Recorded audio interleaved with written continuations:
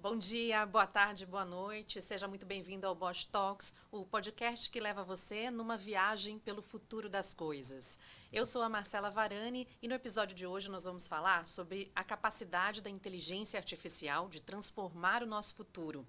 Há algum tempo, a Bosch percebeu o potencial da inteligência artificial e em 2017 estabeleceu o Centro de Inteligência Artificial, com o objetivo de promover tanto a aplicação quanto a pesquisa dessa tecnologia. Até o final deste ano, espera-se que todos os produtos e soluções da Bosch incluam ou tenham sido desenvolvidos com a ajuda da IA. Para se conectar com o ecossistema tecnológico, entender as necessidades do mercado e desenvolver novos negócios em parceria, a Bosch conta com o The Connectory Brasil.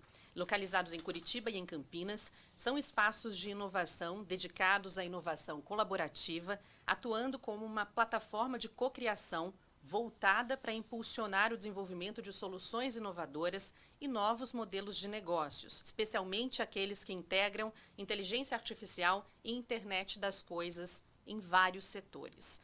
Então, prepare-se, venha conosco descobrir como a inteligência artificial está moldando o nosso futuro e como ela pode transformar a sua vida para melhor. Esse é o Bosch Talks e o futuro começa agora. Bom, então para começar o nosso episódio de hoje, a gente convidou aqui um time muito especial, como sempre. Está comigo Marcelo Silvestrin, diretor de AIoT e Inovação Digital da Bosch. Tudo bem, Marcelo? Tudo bem, boa tarde. Boa tarde, bom dia e também boa noite para quem acompanha, Exatamente. seja lá em qual horário for, né? Márcio Garcia, também da Bosch, cientista de dados aqui com a gente. Como vai, Márcio? Tudo ótimo, boa tarde pessoal, bom dia, boa noite, é um prazer estar aqui com vocês. Prazer falar com você também. E também temos conosco a Valéria das Chagas Chaves, que é Head de Marketing Estratégico no CPQD. Bem-vinda, Valéria. Obrigada, Marcela. Bom dia, boa tarde, boa noite aí para todos os interessados em AI e IoT que vão compartilhar com a gente aqui um pouquinho dessa conversa. Maravilha. Hoje, então, o programa vai abordar como a inteligência artificial pode transformar as nossas vidas. Já estou aqui com uma pesquisa que foi realizada entre maio e junho de 2022 pelo SAS, conduzida pelo IDC, que revela que o Brasil é o líder no uso de inteligência artificial na América Latina. Segundo esse estudo, 63% das empresas brasileiras usam aplicações baseadas em IA, um número que supera a média regional, que é de 47%. Esse estudo também destaca que o Brasil lidera em termos de confiabilidade e segurança no uso de dados, com um índice de 84%, superando a média regional, que é de 73%. Márcio, vamos começar nosso papo com você, então, para a gente dar início a essa conversa, como é que a gente pode definir, explicar o que é inteligência artificial? Inteligência artificial, ela basicamente, você vai conseguir extrair padrões de dados.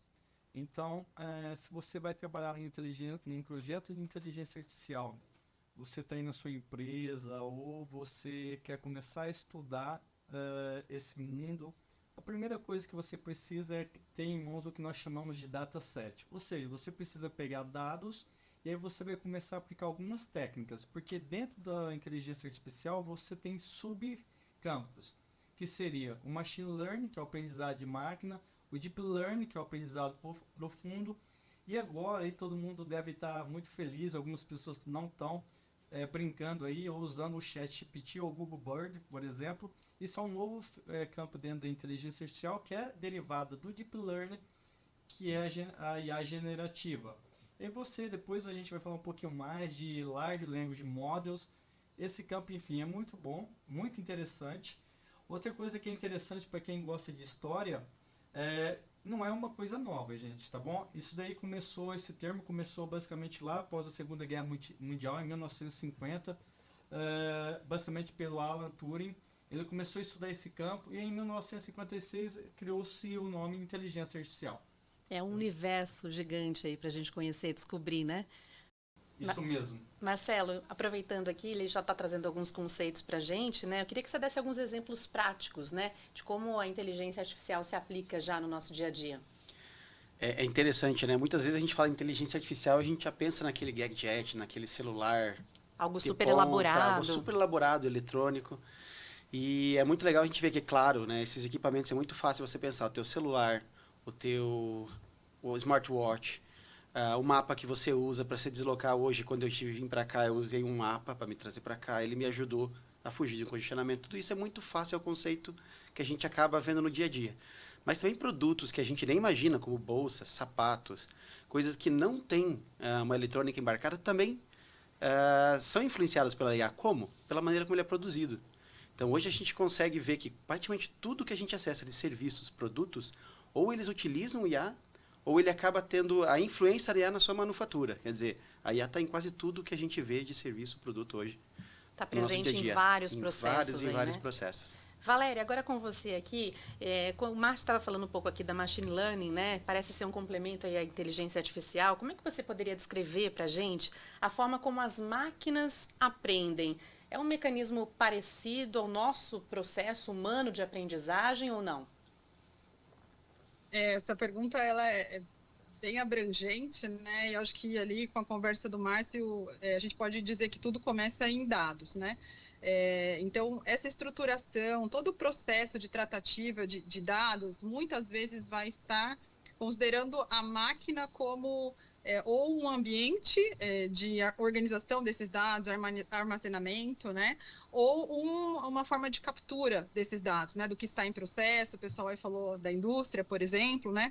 Mas a gente pode estar falando de um sensor em qualquer uma das atividades que a gente faz corriqueiramente.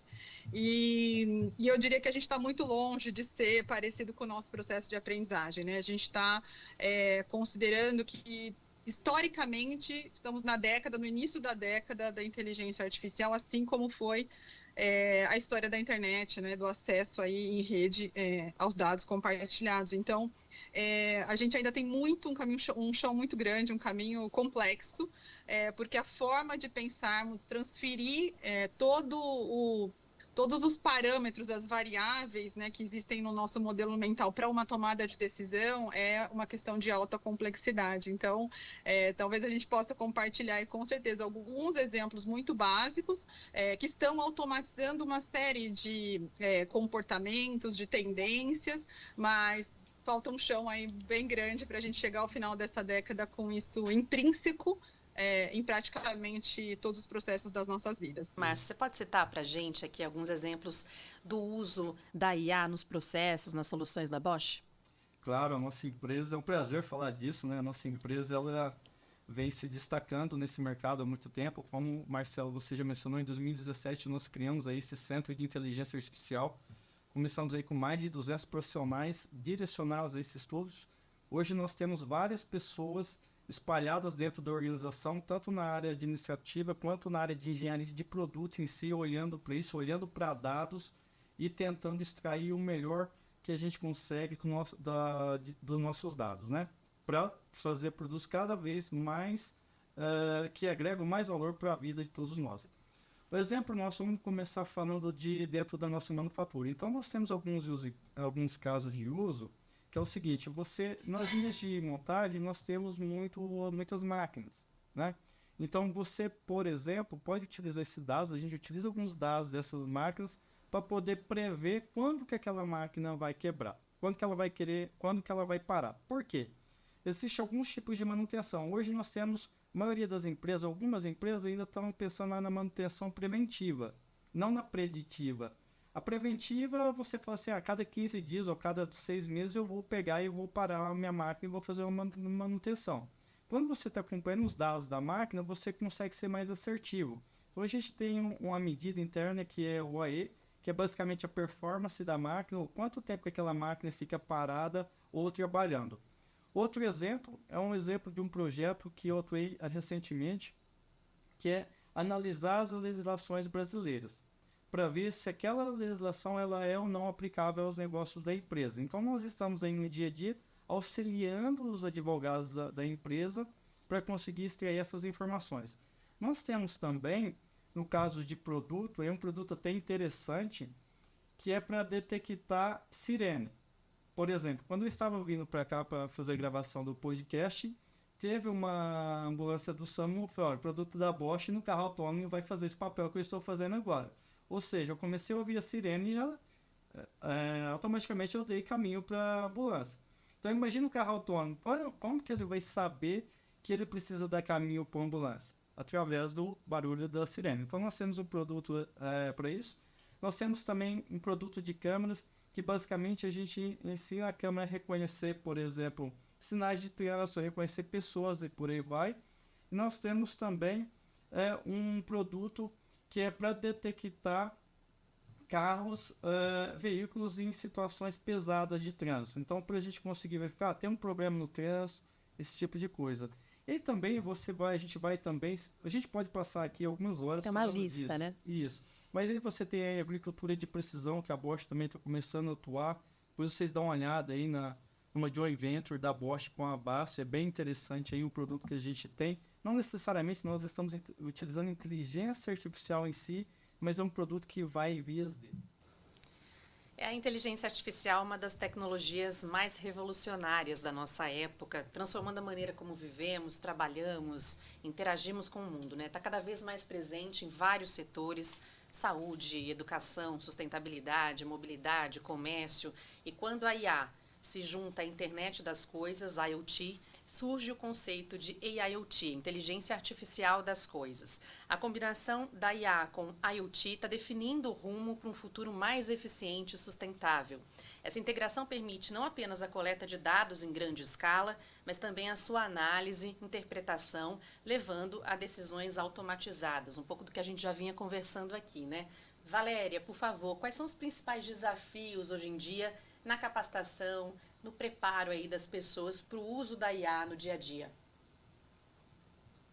Olha, quando a gente fala de uso de IA, eu acho que a gente tem duas grandes vertentes, que eu diria quem produz, quem está envolvido com o desenvolvimento e quem usa, né? Quem vai se adaptar e fazer as coisas de uma forma diferente. Quando a gente está falando de quem produz, de quem cria, né, de quem faz o código acontecer aí, mudando a vida das pessoas, eu diria que a gente tem ainda muito paradigma sobre a complexidade do que é IA, né? É como se a gente tivesse obrigatoriamente que ir para o campo acadêmico e se dedicar a uma formação exclusiva. Hoje em dia, mundialmente, a gente tem centenas de milhares de soluções que já têm IA embarcada, acessíveis, e muitas delas ferramentas que são grátis, né, para você construir uma solução. E eu acho que esse é um gap de entendimento que acaba acontecendo, né? A gente pode usar várias ferramentas disponíveis para construir uma solução, construir um produto ou melhorar uma experiência. E aí, eu digo que é um paradigma porque, ao mesmo tempo, do lado da educação, né, a gente também precisa revisitar a forma de traduzir essa oportunidade de desenvolvimento, né, em direção à IA, desmistificando uma série dessas complexidades que existem ao redor, a imagem, né, do algoritmo e tudo que está relacionado ao machine learning, por exemplo. Do lado do usuário, aí eu listaria inúmeras questões aqui de adaptação, mas o nosso papel é sempre construir do ponto de vista de facilitar essa jornada do usuário, e para isso a gente também tem que contar com esse entendimento da diversidade, né, de para quem a gente está desenvolvendo, com quem a gente está desenvolvendo. Então, muitos grupos, mundialmente falando, eles não têm nem acesso à tecnologia, né? E se a gente vai desenvolver uma solução que tenha embarcada, ela praticamente tem que ser imperceptível, porque o próprio caminhar até o acesso da tecnologia é ainda uma barreira relacionada à inclusão digital. Então, eu acho que a gente tem hoje, socialmente falando, muita desigualdade, e essa desigualdade vai desembocar no número de pessoas dedicadas a desenvolver, aprender, e também na dificuldade, muitas vezes, de uso dessa inteligência artificial no dia a dia, ou de compreensão, para que haja uma sensação de segurança por quem está usando, e aí, lógico, permitir que esses produtos, essas soluções evoluam ao longo do tempo. Porque é indiscutível que a IA está transformando o mercado de trabalho e estão surgindo aí inúmeras possibilidades, oportunidades, né, Valéria? Exatamente. A gente está ainda num período, eu diria que alguns estudos falam 2025, 2026, mas a gente tem um gap muito grande no mercado de trabalho, especialmente no Brasil. Vivemos essa janela aí da falta de profissionais, né, no ramo, e não só na tecnologia em geral, mas dedicados à IA.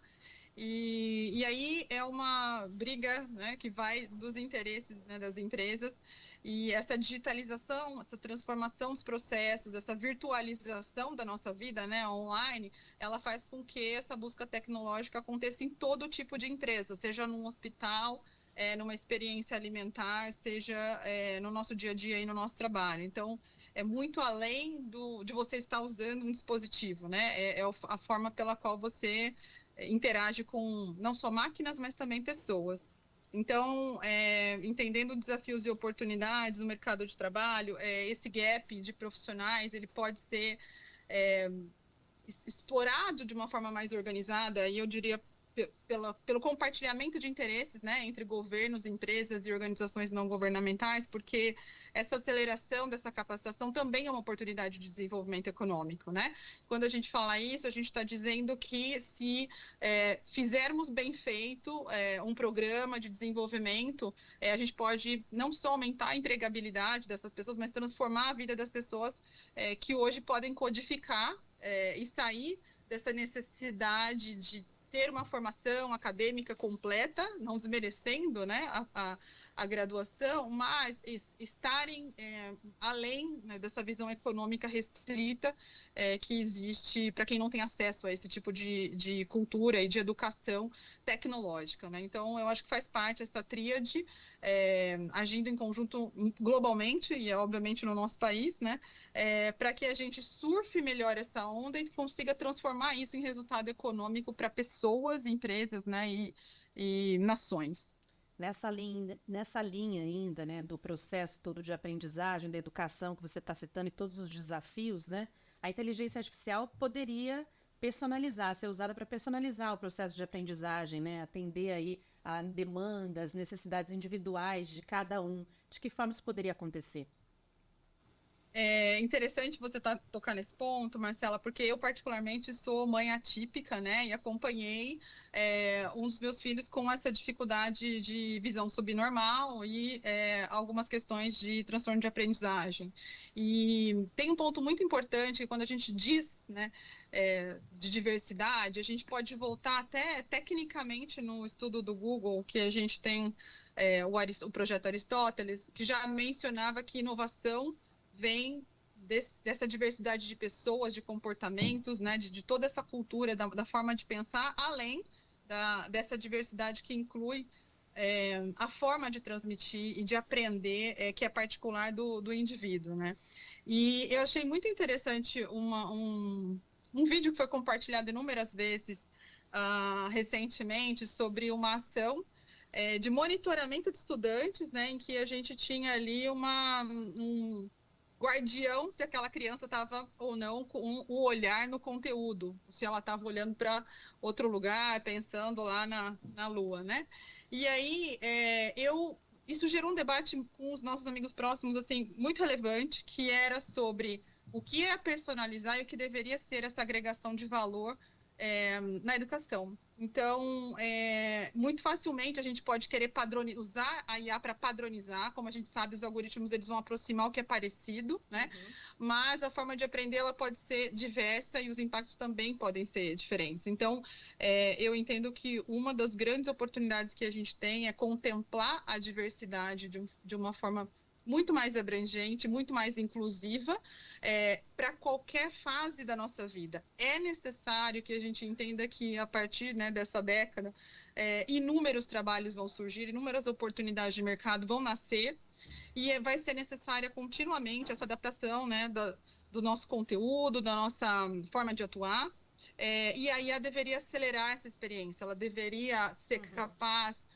de formar, eu diria, um pouco mais de ativos, né, educacionais que dessem liberdade dessas pessoas únicas aprenderem da forma mais adequada para elas, e não para um sistema, e não para uma diretriz de ensino, né? Então, se alguns de nós aprendemos mais com sons, ou com visual, ou com uma introspecção, né, seja com silêncio, seja com barulho, isso é muito individual. Então, eu entendo que esse desafio passa por termos ativos educacionais diversos que cumpram cumpram esses papéis, mas permitam uma aceleração dessas experiências e continuamente mantenham esse desenvolvimento com essa diversidade. E aí o conteúdo certamente vai ser similar, mas a forma de entrega vai ser completamente diferente. E essa liberdade é necessária. Nós vemos gerações inteiras questionando a forma não só de aprender, né, que tem aí 50, 60 anos, mas também a forma como que a gente trabalha e vai continuar aprendendo no trabalho, né? Essa diversidade de canais e de formatos, ela é extremamente relevante, e eu entendo que aí tem um espaço grande na educação para garantir essa melhoria da experiência do estudante em qualquer idade das nossas vidas. É uma vasta discussão, né, Marcelo? Se a IA pode reduzir ou reforçar preconceitos, diferenças aí na sociedade, né? Como é que a gente pode falar aí sobre uma forma de garantir que o seu uso não perpetue a discriminação, o preconceito? Tudo depende do seu uso, né? Como toda ferramenta que a gente passou nos últimos 20 anos, vindo desde do advento aí do PC, do computador, do desenvolvimento da internet, dessa mobilização da internet, né, que a gente tem ela na palma da mão, né, ela pode ser usada tanto para ajudar a combater, por exemplo, uma discriminação, mas ela também pode ser usada para fazer essa discriminação. E muito disso que a gente vê, né, quando a gente pesquisa a respeito, eu estava escutando hoje a respeito, inclusive, sobre um termo bem interessante que eu não conhecia, que era IA ética, né? Que é um conjunto de, na verdade, valores. Um grupo de pessoas se reuniu para criar um conjunto de valores para que suporte o desenvolvedor, né? Enquanto a gente não tem regulamentação no setor, é algo muito novo, né? Então, a internet a gente demorou quase 20 anos para regulamentar o setor. E ainda tem muita discussão a E respeito, ainda tem muita discussão. Então, mas a gente, como pessoas, né? Nós temos que cuidar que, como tudo que a gente utiliza de ferramenta no dia a dia, se a gente usar com ética, né? Você sempre vai usar para um bem maior. Então, se você tomar o cuidado, né, de representar todas as pessoas, por exemplo, num reconhecimento facial, né? Se você tomar cuidado para ter certeza que quando você está ensinando a IA, você não esqueça que se você ensina a IA, você ensina com o passado, né? É toda a história da humanidade. Mas a história da humanidade a gente quer que se repita, né? Então a gente tem que olhar para frente, o que a gente quer ensinar para ela e o que a gente vai colocar de guias para ela para ajudar a gente a transformar a nossa sociedade. Então, se a gente usar com bastante cuidado e bastante ética, acho que a palavra é essa, eu gostei muito do termo que eu conheci hoje, a gente vai levar a IA para o caminho correto. Né? Principalmente enquanto a gente não tem nenhuma regulamentação a respeito. Sim. Márcio, ainda refletindo sobre esse tema aqui, que desafios a gente tem para tornar a IA mais acessível, mais inclusiva, né? Que todo mundo possa, de fato, acessá-la? Eu acredito que uma das maiores barreiras que nós temos é realmente o conhecimento. As pessoas quererem entender o tema. Isso que o Marcelo acabou de trazer para a gente é de extrema importância, porque você tem um lado como a pessoa vai utilizar, mas ela está preparada para utilizar uma ferramenta que te traz um poder muito grande para fazer as coisas. Por exemplo, você pode sentar na frente do seu computador hoje e pedir para ele gerar um vídeo ou um áudio imitando uma pessoa. Então imagina a sua mãe recebendo uma ligação. Então você tem vários áudios de WhatsApp, uma pessoa foi lá e fez uma brincadeira, pegou esses áudios, passou no modelo de inteligência artificial, gerou uma voz sintética que a gente fala, baseada nos seus áudios, e liga para sua mãe pedindo ajuda, alguma coisa. Então essa ética ela é muito importante, né? Então o Brasil também já tem um projeto de lei criado um tempo atrás que trata disso. A gente tem a nossa lei de proteção de dados, e do meu ponto de vista, atrelado a esse conhecimento, vai muito das pessoas que estão desenvolvendo a tecnologia também. Porque, como o Marcelo falou, para a gente treinar uma inteligência artificial, nós utilizamos o quê? O nosso passado. Só que o nosso passado, no momento que você vai criar uma ferramenta, você vai ter que selecionar o que você quer do passado naquilo ali. E é complicado isso, não é simples essa tarefa. Porque, por exemplo, eu posso estar selecionando algumas informações para treinar um modelo, mas o meu viés? O que está por trás das minhas crenças? Então aí, o que o Marcelo falou da gente ter equidade, trazer a maior diversidade possível de informação, de pensamentos, várias pessoas analisando aquilo ali, o inicial que é criar o dataset para treinar, eu acredito que é um dos maiores desafios, e para isso a gente precisa de pessoas. Então as pessoas, por isso que eu acredito que é a parte do conhecimento da educação.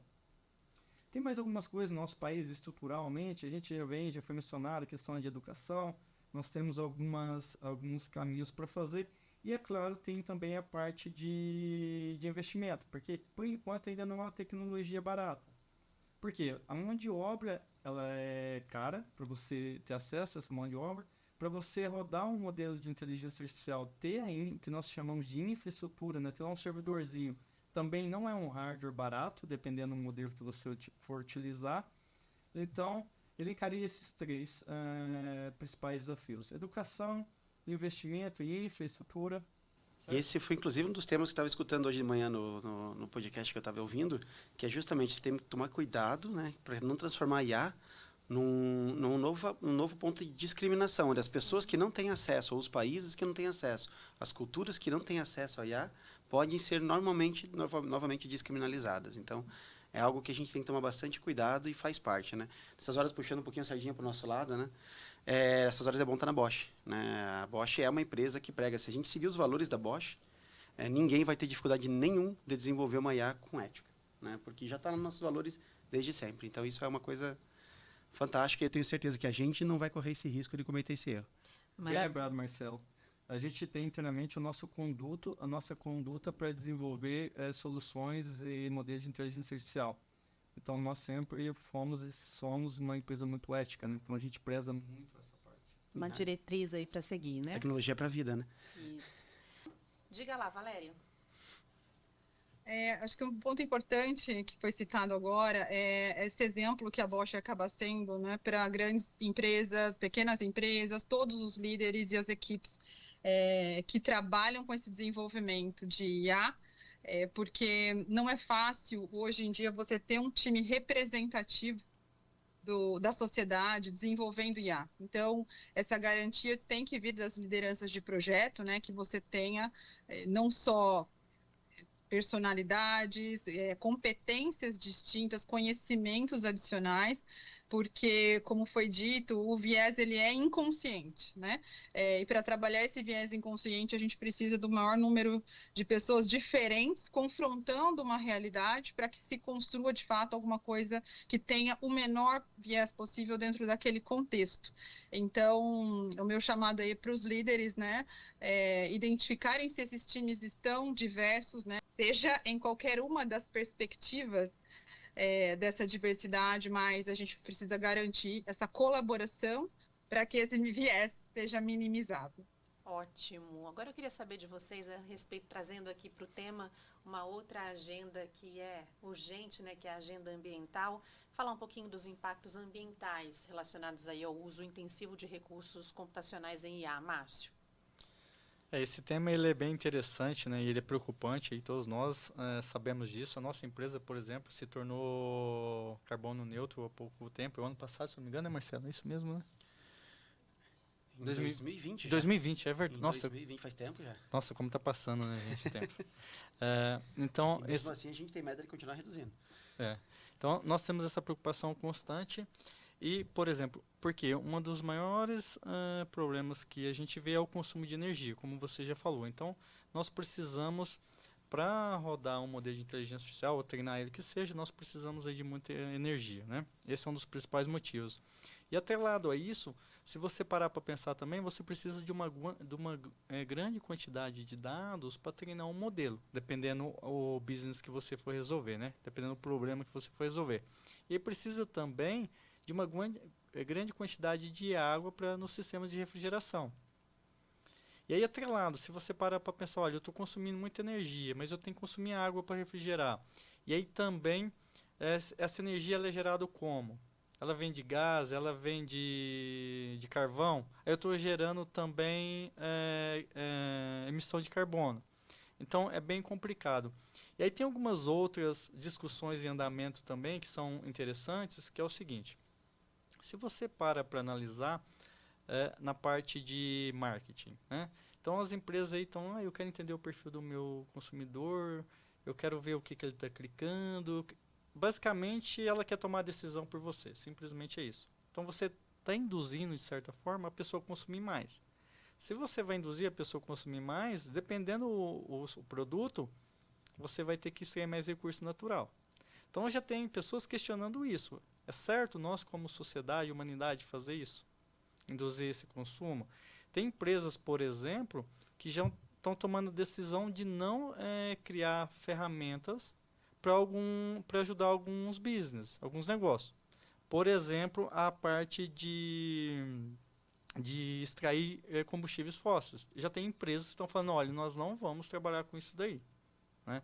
E aí, quando você pensa na inteligência artificial, como a gente precisa de GPUs, TPUs para alguns modelos, né, para treinar alguns modelos, a gente tem que extrair alguns minérios também raros na natureza.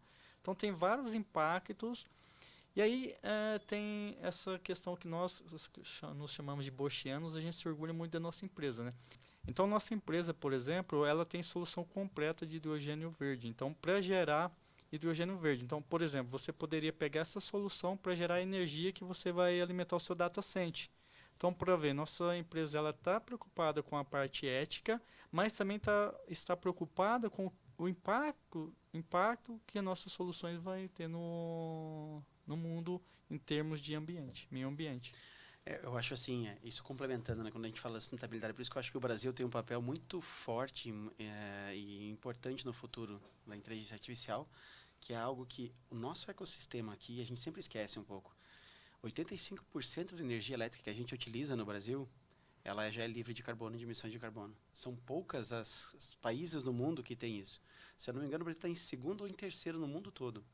E muita gente se falava, mas é por causa da água, por causa das hidrelétricas. Não é só isso. A gente já tem 15% dessa energia solar, 15% dessa energia que a gente utiliza renovável vem do modo eólico. Então, se a gente aproveitar todo o potencial que a gente tem, que a gente falou que é acadêmico, de pessoas disponíveis, do treinamento e dos jovens que a gente já nasce conectados no Brasil, com o fato da gente ter uma área, a chance de desenvolver tecnologia, utilizar ela, né, com baixa pegada de carbono, né, e aí, como a gente fala, além disso, está na Bosch, que já é carbono neutro e está trabalhando para ser, além de neutro, negativo, né, eu acho que o Brasil, nosso país, ele tem uma chance muito grande de se destacar nessa área. E a gente tem que aproveitar um pouco disso. Valéria, é necessária aí uma atenção coletiva realmente para esses impactos, né? Exatamente. A gente está num país, de certa forma, privilegiado por essa matriz energética que foi citada, e a gente tem a Amazônia, que é uma fonte também riquíssima de potencial de comercialização de carbono da forma correta, com a floresta em pé, né? Mas não é a organização privada sozinha, não é a mobilização da sociedade ou só o governo isolados que vão conseguir transformar isso em prosperidade, não só para o país, né? Temos essa capacidade contínua de seguir desenvolvendo compensações para os grandes emissores globais, mas, ao mesmo tempo, a gente tem que manter essa otimização, essa eficiência crescente, porque existem aí inúmeras novas formas, né, de redução desse consumo de recursos naturais que também precisam evoluir em pesquisa, né? Então, eu imagino que IA não é só a IA aqui que gasta essa energia, mas é a IA que vai alimentar essas inovações, esses novos dispositivos, essas novas formas de usarmos baterias para um futuro que realmente vai ser mais renovável, que consuma menos desses recursos naturais. Então, tem uma evolução tecnológica aí ao longo dessa década também, que passa pelos modelos de uso dessas energias e que compensem no ciclo em que a gente retorna esses materiais utilizados na forma de mais energia reciclável, né? Então, é uma economia mais circular. Sim.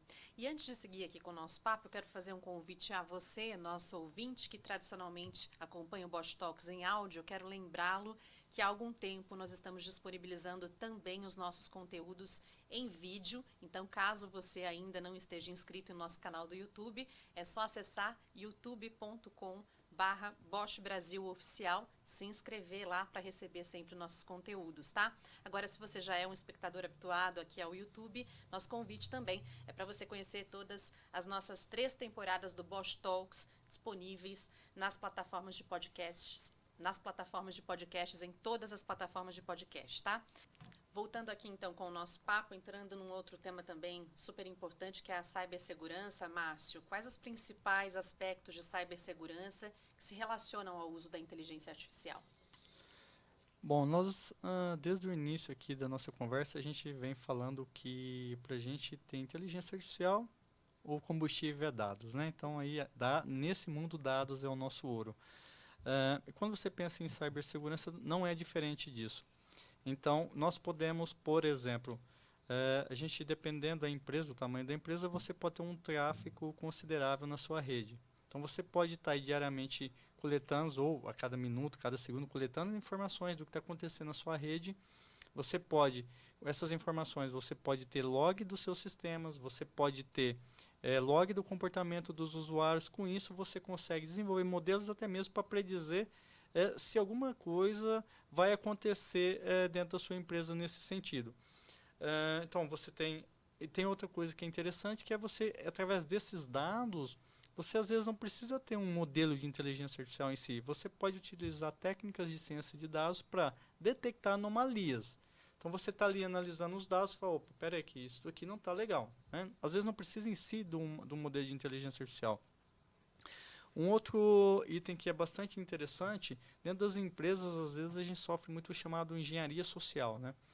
Basicamente aí você ter spam, ter também a questão de phishing. Ou seja, às vezes você recebe um e-mail e vem ali um link que a hora que você clica naquele link você pode baixar um vírus, fazer alguma coisa acontecer. Então você pode treinar algum modelo para classificar esse e-mail. Até mesmo antes dele chegar no seu usuário, você consegue filtrar aquilo ali e ver se você não deveria descartar aquilo ali ou já trazer ele com uma certa segurança para o seu usuário. Marcelo, de que forma a IA pode contribuir para estimular essas novas parcerias estratégicas entre as empresas? Eu vou até usar o exemplo do CPQD que está com a gente aqui. Eu acho que é um caso bem interessante, que foi um caso que me trouxe a trabalhar com o IA e é onde eu estou aqui há 2 anos atrás. A gente começou uma parceria. Na época eu trabalhava dentro da área de calibração de motores, desenvolvimento de sistema de injeção diesel. E aí a gente procurou um parceiro. A gente queria desenvolver a competência em IA para analisar uma solução de identificação de falha, de modo de falha de motor. E falou, pô, o IA consegue fazer isso, a gente precisa entender um pouquinho mais como isso funciona. E a gente não tinha competência. Na área a gente trabalhava, a maioria das pessoas que lá estavam eram engenheiros mecânicos, né, o que é muito comum na Bosch. E aí a gente foi procurar um parceiro, o parceiro foi CPQD e coincidentemente era a Valéria, que ajudou a gente a fechar esse projeto. E foi fantástico pra gente, porque a gente conseguiu pegar um grupo de pessoas que eram mais leigas do assunto, trabalhar com um grupo de especialistas do CPQD e criar uma solução, né, que conseguia identificar aquilo que a gente queria e, além disso, a gente conseguiu fazer toda a migração daquele conhecimento, né, para dentro da organização depois, porque foi um papel muito forte que o CPQD fez com a gente. Então, eles nos ensinaram a desenvolver. Então, o papel, né, que tanto a parceria quanto a IA tem com isso se você não tem o conhecimento, né, a parceria te traz o acesso àquele conhecimento que você não tem. Então, nós temos diversos centros de pesquisa, o CPQD é um deles, universidades fantásticas no Brasil e também grandes empresas que podem ajudar, além das pequenas startups. Então, quando a gente se conecta em rede, a gente consegue exponencializar o nosso acesso à competência que a gente não tem, consegue reduzir demais o tempo que a gente tem para desenvolver uma solução. A gente consegue acessar novos clientes, né? O CPQD deu dicas para nós de clientes que poderiam estar interessados naquela solução que a gente nem imaginava, né? Além de poder testar novos modelos de negócio, dependendo do parceiro que você tem. Então, assim, a IA trouxe, tanto para mim, da vida particular, um conhecimento novo, uma mudança de carreira 2 anos atrás, quanto também, né, um potencial muito grande de aprender que quando você se conecta numa rede, num ecossistema, você consegue acelerar demais os novos negócios dentro da organização. Quantas possibilidades de parceria, né, Valéria? Exatamente. Eu gosto muito desse tema porque, como eu falei no início do episódio, vamos seguir com esse gap de talentos no mercado, mas ao mesmo tempo, né, existem esses inúmeros atores que têm capacidades e competências que podem convergir para algumas oportunidades e realmente mudar completamente a forma de fazer as coisas, seja no nosso dia a dia, seja entre processos e no mundo.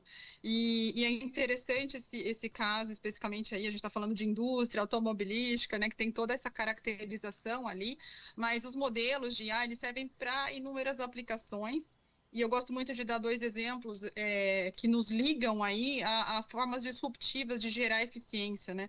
Então, a gente tem parceiros que estão dedicados no agro a completar ciclos, né, de produtividade de safras usando abelhas, e aí você fica imaginando como é que a IA entra nisso, né? A IA entra para avaliar como é que essas colmeias podem ajudar a evoluir aquela polinização, aquela área, e a IA por trás disso vai tratando esses modelos de forma eficiente ao longo daquela safra, né? Então, normalmente você acha que a IA está por trás da tecnologia dos nossos dispositivos. Muitas vezes a gente tem desafios que não são logicamente ligados, né, à IA, mas eles vão ser permeados na sua concepção por ferramentas que passam, né, como um elemento de IA a ser a solução daquele indicador. Então, nós temos outras ações como identificação de sons, também por esse conceito que vão identificar ruídos de incêndio, ruídos de serra que podem caracterizar desmatamento. Então, assim, existe um potencial imenso, praticamente infinito de aplicações, e a questão é as equipes, né, multifuncionais se desdobrarem em cima desses problemas, primeiro com a dor e essa jornada inicial do problema, se aprofundando para depois escolher qual é a solução, qual é a ferramenta que vai permitir a solução desses problemas. E aí, continuamente, esses modelos vão ser avaliados, criticados, até algum momento que existe uma melhoria ou um padrão que já alcançou um novo patamar. E volta a IA para avaliar se esse momento chegou e a gente deve continuar ou não com aquele algoritmo, aquela solução, ou se ela já deveria migrar para a sua própria evolução, né? Nesse meio, a gente sempre fala assim, nós temos que acabar com os nossos próprios produtos para ter certeza de que realmente estamos progredindo, né, junto com os nossos clientes e parceiros. E acredito que o ecossistema que foi citado aí, ele é primordial para isso acontecer de forma ágil e representativa. Vocês podem citar outros exemplos concretos da aplicação dessas parcerias na Bosch? Vamos lá, tem que até pensar um pouquinho aqui, que são diversas. Eu tenho uma que eu gosto de falando em IA, que foi com uma startup chamada Traction. A gente desenvolveu a solução em indústria 4.0, então foi com um parceiro menor, uma startup. Há 2 anos atrás eles estavam começando no mercado quase. E eles introduziram 30 sensores num equipamento nosso antigo, uma máquina que tem em torno de 19, 20 anos, então não era uma máquina totalmente automatizada. E a gente conseguiu extrair e reduzir o custo de manutenção desse equipamento num nível que validou um POC, né? Então a gente apresentou esse case, por exemplo, na Alemanha, para a Bosch, que a gente chama, tem um Open Bosch.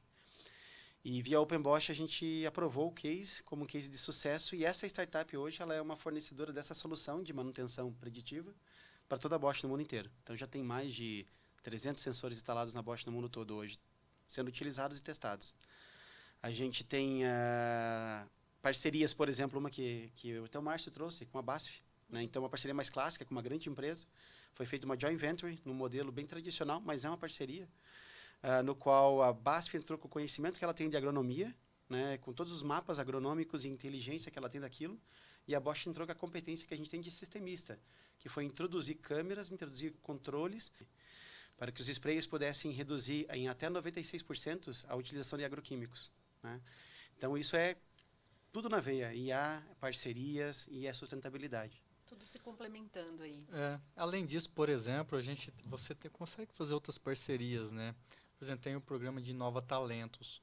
Então, no projeto que eu mencionei para vocês aí, a gente também utilizou Inova Talentos. Tem algumas parcerias que eu e o Marcelo, nós estamos sempre conversando para trazer startups, para fazer uma análise, ver se a gente consegue dar um speed-up, assim, né? Na adoção de alguma tecnologia. Porque o mundo de IA, se a gente falar alguma coisa para vocês hoje, pode ser que amanhã já teve uma evolução gigantesca em cima daquele tema. Então a gente tem que estar sempre atentos e buscando informação. Eu diria assim, grandes multinacionais, grandes empresas, né, como Bosch, como outras grandes empresas, poderiam fazer tudo sozinho. Tenho certeza que se investisse bastante dinheiro, bastante tempo, faria. Mas faz sentido. Se já tem alguém que desenvolveu a solução, se tem alguém que pode ganhar junto com você, né, que pode te dar acesso àquela tecnologia, então por que eu vou retrabalhar? Então isso é o que a cultura de parceria traz para a gente, né? É a possibilidade de cooperar, né, para que ambas as partes ganhem, né, e ambas as partes entrem no mercado de maneira mais rápida. Eu acho isso fantástico. E eu queria ouvir de vocês um pouco das perspectivas, né, em relação ao futuro da inteligência artificial. Valéria, começando por você. Olha, eu estou feliz de estar vivendo essa década com a consciência que eu tenho hoje, né? Os meus 47 anos, porque o mundo que a gente viu antes da internet está completamente diferente. A gente, né, depois de 2030, vai ver um mundo mais diferente ainda. Mas as minhas expectativas são que a gente realmente utilize o que essa capacidade tem na vida e para melhorar a vida das pessoas, né? E que a gente passe por educação e por saúde nessa jornada. Então, eu acredito que se temos boas ferramentas e competências aí, esse esforço deveria estar direcionado também para a sociedade, né? Para que a gente realmente reinvente essa vida e torne a vida menos desigual.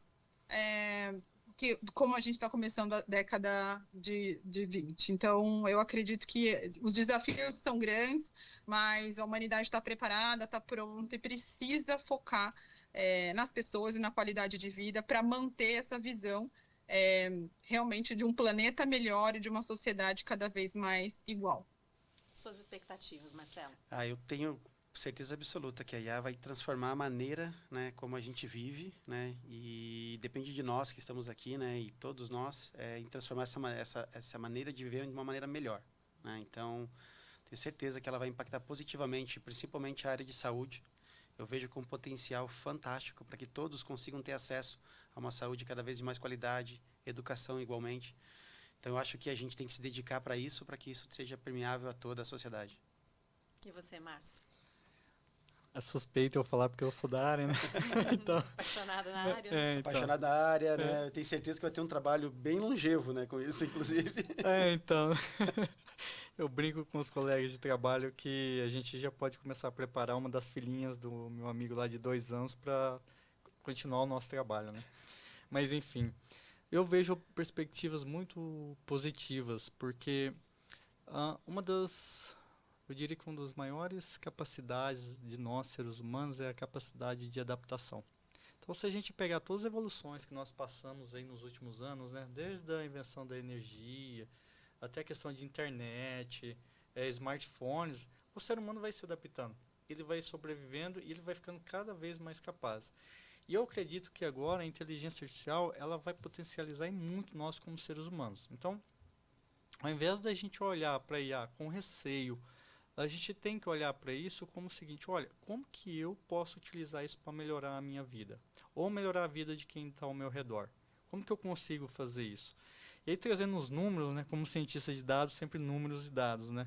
Se a gente pegar o relatório do Fórum Econômico Mundial relacionado ao futuro do trabalho, eles estão dizendo aqui que de 2023 a 2027, a IA vai ter a capacidade de transformar ou criar cerca de 1,4 milhões de trabalhos. Então, olha as oportunidades que nós temos aqui. Nós temos muito mais oportunidades do que desafios. Em um curto período. Aí, em curto período, em termos de trabalho. Então, por isso que eu acredito que a educação é um passo fundamental para isso, né? E hoje, atualmente, nós já temos algumas ferramentas aí, para quem quer ver a parte mais técnica da coisa, chamada no-code ou low-code. Então, nós já temos essas ferramentas para a parte de desenvolvimento de software e nós estamos tendo agora essas ferramentas também para a parte de inteligência artificial. Então, não necessariamente você vai precisar, em pouco tempo, mergulhar em estatísticas e matemática. Você tendo um bom conhecimento do business, do negócio que você tem inserido e tendo uma noção de como utilizar essas ferramentas, você vai conseguir ser muito mais produtivo no seu dia a dia. Isso abre possibilidade para mais gente ainda, né? Vamos para o quadro Bosch Responde, pessoal. Tenho aqui uma mensagem do Vitor de Barros e pergunta, na verdade, né? Como nós podemos utilizar a IA para melhorar os nossos processos produtivos? Vocês já citaram alguns aqui, né? Alguns exemplos. Ele é da área de projetos navais. Pode comentar um pouquinho, Márcio? Vamos lá. Vitor, né? Isso. E aí, tudo bom, Vitão? Joia, cara? Se quiser, cara, me conecta lá no LinkedIn, Márcio Pereira Garcia. Vamos trocar um bate-papo online lá, que eu gosto disso. Olha, eu não conheço o seu mercado, tá bom? Então, o que eu vou falar aqui talvez pode ou não ser aplicável diretamente ao seu dia a dia, aos seus projetos. Mas tudo que nós falamos aqui, você de certa forma pode utilizar. né? Por exemplo, a questão de manutenção preditiva, você talvez tenha algum motor, algum equipamento aí que é muito importante, que se ele ficar parado 2, 3 horas na semana vai te causar um prejuízo ou vai parar alguma fabricação sua. Então, você pode fazer para isso daí também. Um exemplo, imagina um Waze para o mar, né? Para você, se você tem uma solução, um Waze aí, né? Eu digo Waze lá de mapas, né? Se você consegue ter uma solução dessa para a parte de mar também para os navios, será que seria interessante? Então, tem o Andrew NG, ele é uma das pessoas mais famosas nesse mundo de dados, inteligência artificial. Ele tem uma Deep Learning AI, é muito interessante seguir esse cara. Ele está investindo numa startup, se eu não me engano, que eles estão tentando fazer justamente isso. Imagina o potencial de você ter uma ferramenta dessa para diminuir, por exemplo, o consumo de combustíveis de navios. Outra coisa que você pode fazer, talvez um problema seja inspecionar os cascos dos navios, né? Então, de repente, você põe algum, eu não sei se é esse o nome correto, drone subaquático, por exemplo, para tirar fotos. Depois você carrega essa foto no modelo de inteligência artificial e ele poderia analisar milhões de fotos ali rapidamente para te falar, olha, para um ser humano ir lá e ter atenção nesse assunto. Enfim, tem vários, no geral, se você tem uma indústria, se é a indústria que a gente está falando, não sei se os seus projetos são relacionados à indústria, tudo que a gente aplica na indústria, de certa forma, você consegue aplicar também no seu dia a dia. Novamente, o que você precisa antes de pensar em inteligência artificial? Você precisa dos dados. Então, certifique-se de que sua empresa já tem uma boa gestão de dados, que você já tem, talvez, um Big Data, que você já estão guardando esses dados de alguma forma, estruturando eles para você conseguir utilizar aí aplicando inteligência artificial. Eu gosto de lembrar também, né, que ruído e imagem também é dado. A gente esquece muito e fica pensando em colocar sensores. E muitas vezes as câmeras de segurança que estão instaladas, por exemplo, numa indústria naval, ela é um sensor. Ela capta movimento, ela capta imagem, ela capta deslocamento, localização das pessoas.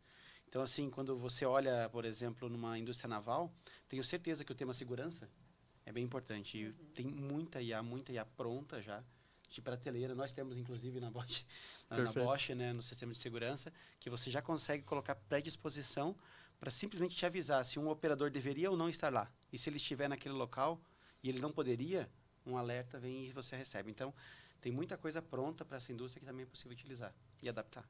Mensagem aqui também do Chico Aldi, ele é fotógrafo, expert em geração de imagens realistas através da inteligência artificial e comenta que cada vez mais vê que a inteligência artificial vai ser fundamental na vida do ser humano. Obrigada, Chico, pelo comentário. Tem aqui também uma mensagem da Luísa Ramon, cientista de dados. Ela questiona aqui quando a IA vai se tornar algo mais acessível no Brasil. Por exemplo, a IA pode revolucionar o ensino. Ela mesma diz que trabalha com o IA na educação médica, mas que isso é aplicado em universidades e serviços particulares por enquanto. Existe alguma expectativa de vermos IA amplamente utilizada em serviços públicos? Dá para a gente falar nessa expectativa já? Eu posso dizer um caso que eu vi esse final de semana que me surpreendeu, por exemplo, que muitas das escolas estaduais em Santa Catarina, devido ao problema que eles tiveram de invasão de uma escola, então a maioria delas hoje já tem reconhecimento facial para entrar na escola. Quer dizer, se você não está cadastrado, você não entra. Então já é uma migração para o sistema público, né? E a gente não pode esquecer também que o Brasil tem um governo muito digital, né? Então, assim, a gente tem muita IA aplicado no gov.br que a gente não sabe, que é uma baita de uma plataforma, né, governamental de gestão de dados, né? E tem muita inteligência artificial por trás que qualquer um de nós consegue acessar e utilizar, claro, né? São dados, você paga pela utilização. É uma área comercial dos nossos dados. Então, assim, já é aplicado, a gente só desconhece muitas vezes que existem, mas tem muito campo ainda para entrar. Para estar acessível a todo cidadão, de fato, né? Com Nas certeza. mais diferentes regiões do país, com toda a sua complexidade, né? O Wellington Luquezzi tem aqui também um comentário, fala que as IAs chegaram para ficar, quem não se adequar a essa realidade pode ficar obsoleto. Seu negócio fadado ao fracasso. Vamos acompanhar. É isso que ele traz aqui, Valéria. Eu entendo que estamos nesse momento, e aí economicamente falando, em todo o setor, de repensar como fazemos as coisas, né? Acho que a tecnologia vem aí sempre transformando, mas essa aceleração, ela nunca foi tão grande quanto a que estamos vivendo hoje. E realmente, se a gente não estiver fazendo isso com foco na melhoria da vida das pessoas, né? Ou colocar o ser humano como centro da inovação, para que o trabalho seja mais produtivo, a educação aconteça de uma forma mais fácil e ela também seja mais acessível, os serviços, como foi dito aí, consigam uma escala que jamais seria possível sem a tecnologia, sem a interface tecnológica, entregar conhecimento e saúde para as pessoas, eu entendo que a gente vai falhar se não for nessa direção, né? Então, eu gosto muito de saber que tem tantas empresas, organizações e pessoas realmente focadas em fazer essa transformação acontecer para o lado positivo, né? Que sim é uma interface, um relacionamento de pessoas com equipamentos, com empresas, mas que realmente vai tornar a vida mais fácil e o planeta melhor do ponto de vista da crise climática também. Vamos para aquela pausa agora, então, para a dica especial de vocês, seja um livro, um filme, uma série, qualquer recomendação relacionada ao tema. Começando com você, Márcio, que dica você tem para a gente? Eu não vou trazer nenhum livro, eu vou ser mais genérico um pouco na minha fala, porque para vocês que estão ouvindo aí a gente com viés mais técnico do aprendizado, você vai precisar estar muito atento ao que está acontecendo no mundo de IA, porque hoje está uma loucura. Se a gente pensar aí desde o advento do ChatGPT, as câmeras voltaram para a inteligência artificial, né? O hype está muito alto. Então, tomem cuidado com a informação que você está consumindo. Tenha certeza. É difícil você ter certeza na internet, né? Se a informação que você está consumindo ela é realmente válida. Mas procure de pessoas que já têm um nome no mercado, faculdades, empresas. Já, por exemplo, a nossa empresa, então segue lá, a gente tem o Centro de Inteligência Artificial, está sempre postando coisas muito interessantes da área de inteligência artificial. Tome cuidado com a informação e vá atrás da informação. Porque, às vezes eu converso assim, com alguns amigos, eu acredito que a gente não tem que ter medo dessa tecnologia. Você precisa ter medo, por exemplo, medo que eu falo assim, eu vou perder meu emprego? Você vai, mas não para IA em si, pelo menos no curto prazo. Você vai perder para a pessoa que sabe utilizar IA. Não para IA em si, mas para a pessoa que sabe utilizar IA. E para aquelas pessoas que estão trabalhando em projetos, estão em tomadores de decisão, cuidado com a hype. Olhe para o problema que você está querendo resolver, olhe para o seu produto e vê se cabe realmente você utilizar alguma coisa de inteligência artificial ali. Os métodos convencionais de desenvolvimento de software estão aí há décadas, funcionam muito bem. Às vezes eu ouço algumas coisas assim que eu falo, meu Deus do céu, dá até dó, porque você fala assim, cara, ele vai investir tanto naquilo ali, tempo, dinheiro, e não precisa. Basicamente é isso. Marcelo, o que você indica para os nossos ouvintes? Eu diria assim, quando a gente, olhando do ponto de vista de leitura, para quem gosta um pouquinho, como eu, um pouquinho mais de entender como o tema IA, ética e regulamentação está acontecendo, eu acompanho um podcast, que é um podcast bem interessante, chama Sociedade Digital. Acho que esse vale a pena dar uma seguida para quem está preocupado com essa área de regulamentação.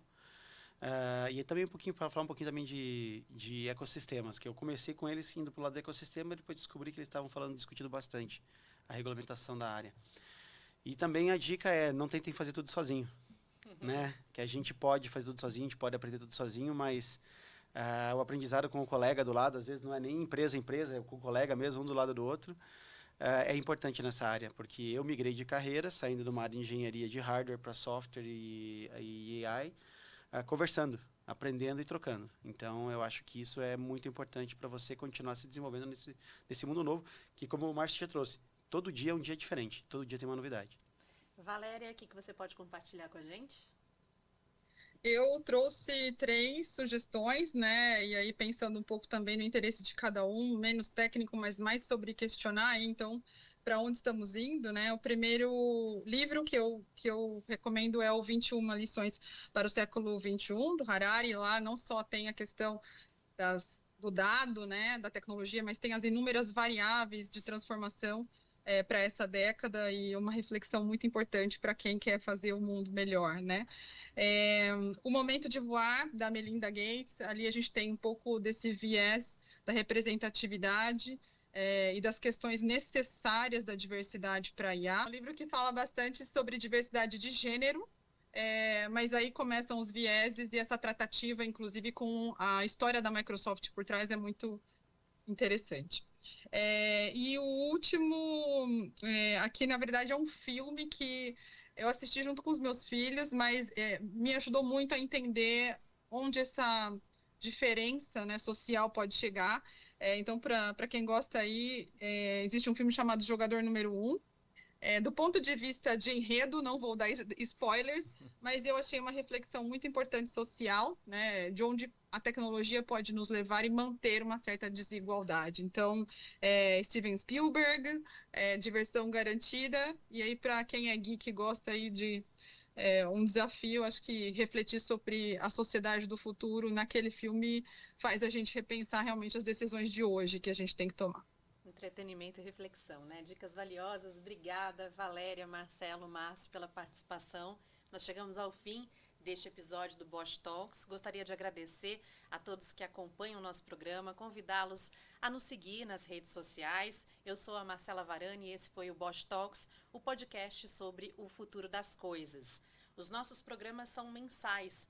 Esse programa é uma iniciativa da Bosch, então acesse bosch.com.br. Lembrando que Bosch se escreve com SCH. O podcast Bosch Talks é produzido pela agência Digitale. Acesse também digitale.com.br/podcast. A apresentação é comigo, produção e roteiro com Samuel Leite, a edição dos conteúdos em vídeo com Murilo Silva, a edição da versão em áudio do podcast com Guilherme Silva e a direção geral é de Aline Melosi, Ellen de Paula e Samuel Leite. Este é um produto Digitale Content. Até a próxima, obrigada!